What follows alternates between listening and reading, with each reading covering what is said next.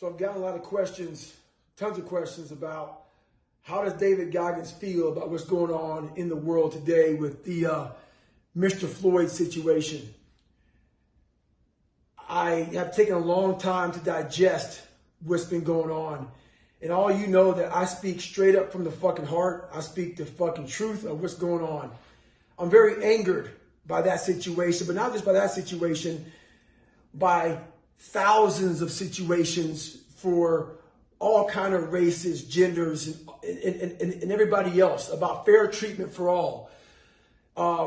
It brings back horrible memories for me when I was growing up. Just to back up for a second, I'm pissed off right now about all these things going on, but I'm also pissed off by the mere fact that when I was writing my book, I was afraid to write the exact fucking truth about what happened to me in a small town in Indiana, Brazil, Indiana, to be specific. I didn't even want to say Brazil, Indiana, because I had a lot of friends there, a lot of good people there, a lot of really good people there. But there were a lot of fucking shitty people there too. And when I was writing my fucking book, I went back to make sure every story was true and every story was fucking accurate. And a lot of white people acted like they forgot what happened to me. A lot of white people said it never did happen to me. And they went on social media saying this never happened to David. So I want you all to Google Brazil, Indiana. And where's that place at that I burned that cross 10 minutes from my house? I'm blanking on the name of the town. Anyway, I'll show a picture of it here maybe soon. But it's in the book. The cross burned in 1995, 10 minutes from my fucking house. So I'm going to share with you a few stories that happened to me. And then I will tell you more. So stories that I can have people who were there to confirm these stories, I will share some with you. Growing up in Pizza Hut, somebody's father went into Pizza Hut, nothing but white folks in there, and said, I don't ever want to see you sitting with this nigger. Okay? Next story that happened to me. I'm sitting there, got my car, brown Chevy Citation. Piece of shit car, but it was mine. I come out of school, nigger, we're going to kill you, spray paint all over the fucking car. Next story that happened to me. Spanish class. I'm a fucking junior in high school in Spanish class. We kept our Spanish notebooks in the school. So I come back, I'm in Spanish class, open the notebook up, and there's a drawing on the front cover of the fucking book that has me stick figured hanging from a fucking noose saying, nigger, we're going to kill you. Okay? Next story I'm going to tell you right now is me and my cousin walking down the street in Bulls and Lakers jackets. 3 white people pull over in the truck, pull a gun out on me and my cousin, call us niggers, and threaten to kill us. So these are a few stories I want to share with you. So my vision of race in America, fair treatment in America, this is my young years in what I experienced, on top of a ton of other things that I can't say because kind people don't want to admit it. In the town I grew up in 1995,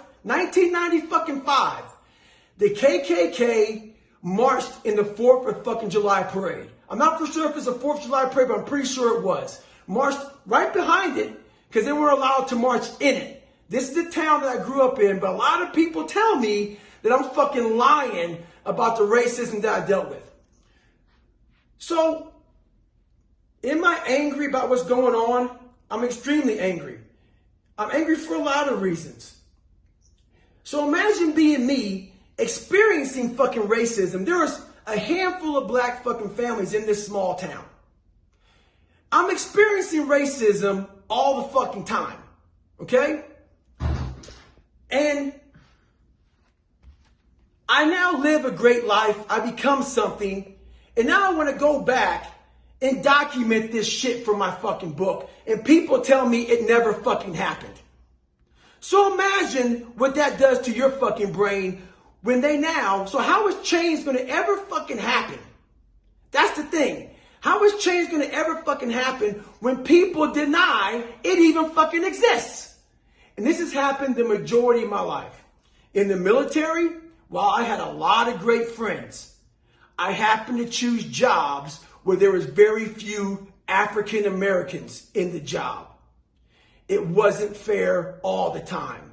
And you feel alone. That's why in the book I talk about the only. The only isn't just about black. It can be whatever situation you're in. You feel alone. So now, let me back up.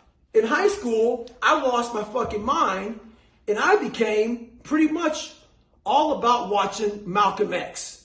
Didn't like white people, was truly angered. But then as I started getting older, I had learning disabilities, all kind of shit I had to deal with. Tried to get in the military. The people that helped me get in the military were white men. Scott Guerin was one of them. Then I get in the military, have more issues. Get out, try to be a Navy SEAL. The only reason why I was able to get through SEAL training was because a guy named Steve Wazowski, Navy SEAL, allowed me to go through 3 Hell Weeks. It's not allowed. And the time frame I went through them. White man. I have several stories. So I'm an angry black man. And I have all these stories of all these white men who helped me get to where I'm at today. I have a great book out there right now. New York Times bestseller. So millions of copies of this book. And guess who helped me do that? A white man. Joe Rogan. So as I'm getting older and I'm seeing these sides, I grew up in a town that, once again, not everybody was bad. Some great teachers, some great people, but a lot of fucking racism. A lot of racism there that people don't want to still today admit happened. And then I come over here, where in all the big movements of my life, from the military to SEALs to a book to growing up, a white man helped me get to where I'm at today. So I was conflicted, and I've been conflicted my entire life. I don't like to talk about racism. I don't like to talk because it brings up bad things for me, because I actually experienced it. A lot of people right now who are seeing these things, times have changed. While it's horrible, it is not as bad as it was. I'm seeing tons of white people out here right now in these protests. I didn't see that back in 1990s with the Rodney King stuff. So I'm seeing change. I'm seeing that I lived in a town where a lot of people called me nigger. But then again, I look back and I see my social media has 2.7 million followers. And I say 80% of them are white. And they're following a black man. They're getting motivated by a black man. They're finding drive from a black man. So all these things are happening right now. They make me seriously angry. But the only change, and I hate to fucking say this, this irritates the shit out of me to even say this. Change is going to come from white people. White people will be the ones that cause all of this to change. The blacks, whoever you are, whatever color, gender, race you are, that you are suffering right now. White people have the power to make change.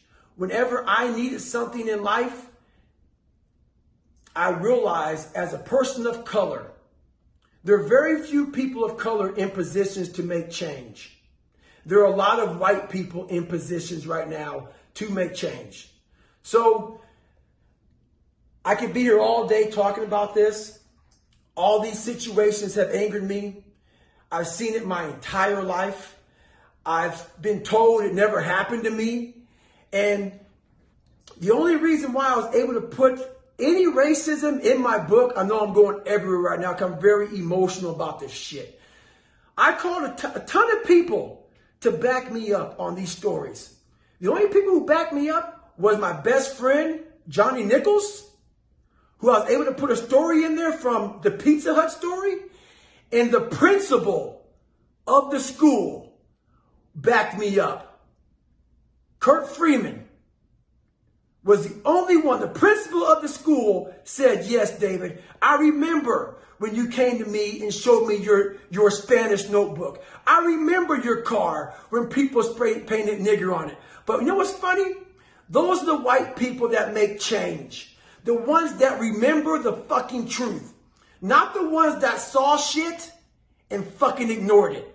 So if we continue as Americans, whatever color you are, seeing shit and ignoring it and not being held accountable, nothing will fucking change. Nothing will change. But also, as black Americans and the others that aren't white, we also have to recognize this. There are a lot of fucking white people out here, and I have to say this, that have fucking done an awful lot for black America. But we need a hell of a lot more help from white America. So as I always say, if you like it, you don't like it, I don't give a fuck.